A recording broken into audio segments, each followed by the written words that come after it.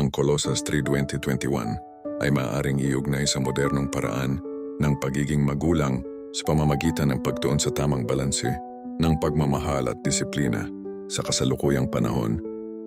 Sa kanilang mga anak na sumunod sa kanila ng may respeto, ngunit hindi sa paraang labis o malupit na nagdudulot ng pagkabigo sa mga bata. Ang mensahe na huwag ninyong galitin ang inyong mga anak upang hindi sila mawalan ng gana ay nagtataguyod ng isang mas maunawain at mapagarugang paraan ng pagpapalaki kung saan pinahahalagahan ang emosyonal na kalagayan ng mga bata habang tinuturuan silang maging mapagpakumbaba at sumunod. Ang mga modernong hakbang na maaaring gawin ay ang pagbibigay diin sa bukas na komunikasyon at paggalang sa pagitan ng mga magulang at anak. Iwasan ang labis na parusa o mahigpit na mga utos na nagdudulot ng stress o pagkabigo sa mga bata.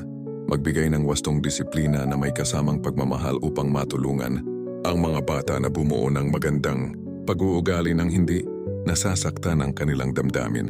Palakasin ang tiwala at loob ng mga anak sa pamamagitan ng pagpapakita ng pag-unawa sa kanilang mga emosyon at suliranin. Sa ganitong paraan, ang natural na pagsunod ng mga anak ay nagmumula sa respeto at pagmamahal, hindi dahil sa takot o panggigipit na ayon sa Colossus 3:20-21 ay kalugod-lugod sa Panginoon. Amen.